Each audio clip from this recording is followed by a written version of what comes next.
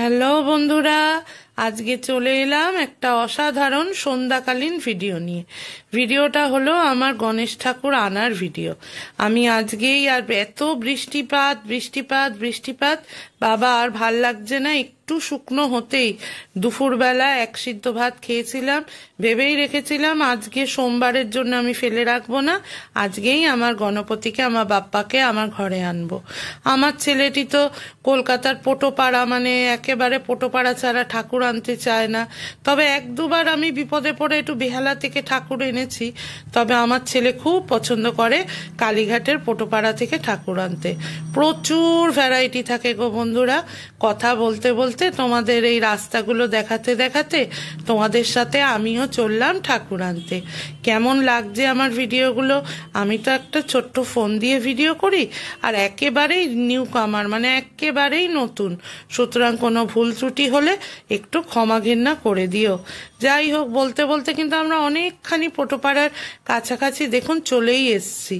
যা আমাদের তারাতলার রাস্তা বন্ধুরা, আপনার চিন্তা করতে পারবেন না যে এত খারাপ রাস্তা, এত বড় একটা রোড, তার এই অবস্থা হয় কি করে। আর অবস্থা হয় সেগুলো আর সারাইয়ের নামও কেউ নেয় না। ভগবানই জানে কবে এই রোড ঠিক হবে। যাই হোক, এইসব নেগেটিভ কথা না বলাই ভালো, পজিটিভের দিকেই এগাই। তো এই বছর তো আমার ঠাকুরের পুজোটা খুব সামান্যভাবেই করব ভাবছি, মাত্র 3 জন, আর বিকেলবেলা গোটা 2-4 লোক আসবে। যেমন ছোট মেয়েটার বিয়ে হয়েছে আমার বাড়ির খুব কাছাকাছি, ওর শ্বশুর বাড়ির লোকজন। দেখুন, কথা বলতে বলতে কালীঘাটে পৌঁছেও গেছি। আর এই দেখুন ঠাকুরের পসরা, কি সুন্দর সুন্দর ঠাকুর গো বন্ধুরা। প্রত্যেকবার এদের দেখে চোখ যেন আনন্দে ভরে ওঠে, মনটাও যেন কেমন হয়ে যায় জানো। ঠাকুরের মণ্ডপের সামনে গেলে ওখানের ঠাকুরের ভ্যারাইটি দেখলে তোমরাও কিন্তু নিজেদের আটকে রাখতে পারবে না জানো। এত সুন্দর, ছোট্ট থেকে বড়, তুমি যেরম চাও, তোমার যেরম সাধ্য তুমি সেরমই ঠাকুর পাবে। সে যে আর যেরকম দরকার, প্রত্যেকবার তো ভেবে যাই যে ঠাকুর ছোটই নেব, কিন্তু মোটামুটি আমার বাপ্পা যেরম আসেন প্রত্যেক বছর তিনিই চলে আসেন। ঠাকুর যেন আমায় শক্তি দেয়, আমি যেন পারি নির্বিঘ্নে এই পুজোটি করতে। এই শুভকামনাটুকু শুধু তোমরা করো। তোমরা তো এখন আমার পরিবারের একজন বলো, তাই জন্য তোমাদের কাছে এটাই বলা।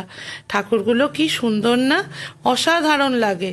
তাও তো আমি বিকেল 4টে সময় বাড়ি থেকে গাড়ি নিয়ে বেরিয়েছি, 4:30-এর মধ্যেই পৌঁছে গেছি ধরো। তখনই এত ভিড়, বেশ ভালোই ভিড় ছিল। তারপর দেখছিলাম কিছু কিছু ঠাকুর এনে তখনও বসাচ্ছে। আর সন্ধেবেলা আমি 2-1বার গেছি বন্ধুরা, এত ভিড় আর সেরম দাম। তবে আমি ঠাকুর কিন্তু আমার নিজস্ব একটি চেনা জানা দোকান আছে, আমি তো বহু বছর গণেশ পুজো করি, সেখান থেকেই আমি নিই। কথা বলতে বলতে মোটামুটি আমার ঠাকুরের দোকানটিতে আমি এসে উপস্থিত হয়েছি। মোটামুটি আমার মনকে যে ভেয়ে গেল, মনের মধ্যে যে ছুঁয়ে গেলেন, তাকেই আমি বাপ্পাকে পছন্দ করে এক দামে বাপ্পাকে কিনি। কখনো গণেশ ঠাকুর বা যে কোনো মূর্তি কেনার সময় আমি কোনো দিন দাম দর করি না। জানি না কে কিরমভাবে ঠাকুর কেনেন। যাই হোক, এত সুন্দর সুন্দর ঠাকুর দেখে না মনটা ভরে গেল। আর কত গল্প তোমাদের সাথে করে ফেললাম। এইবারে 2 মেয়েও ব্যস্ত, নাতি নাতনিরাও তাদের পরীক্ষা।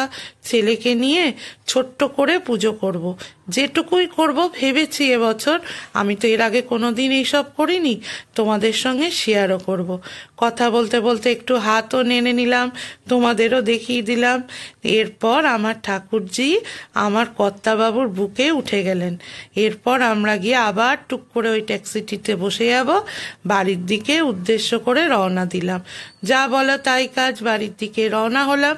এরপর গন্তব্য আমার বাড়ি। যাই হোক, পুজোটা ভালোভাবে সবার কাটুক। প্রচুর ঝড় বৃষ্টি, ঝড়ও নেই, প্রচুর পরিমাণে টিপটাপ বৃষ্টি। এ যে কি বিচ্ছিরি আবহাওয়া, সে আর কি বলবো। ঠাকুর আনার সময় অবাক কাণ্ড, একদম পরিষ্কার আকাশ, কোনো রকম ঝামেলায় পড়তে হয়নি। বেশিক্ষণ না কথা বাড়িয়ে এবারে তো ভিডিওটা শেষ করব। তোমাদের কার কেমন লাগলো? রোজকার জয়শ্রীতে আজকে কোনো রান্না দিইনি, আজকে ছোট্ট করে এই ভিডিওটা করেছি। ভালো লাগলে অবশ্যই কিন্তু একটা লাইক, শেয়ার, কমেন্ট আর আমার চ্যানেলটিকে একটু সাবস্ক্রাইব করে আমার পাশে থেকো প্লিজ। এই দেখো আমার বাপ্পাকে নিয়ে আমার ভাইয়া বুকে জড়িয়ে বসে আছে। তাহলে আজ যাই, আবার আসবো আরেকদিন তোমাদের সঙ্গে রং বেরঙের এরম ছোট্ট ছোট্ট ভিডিও নিয়ে। টাটা, শুভ সন্ধ্যা।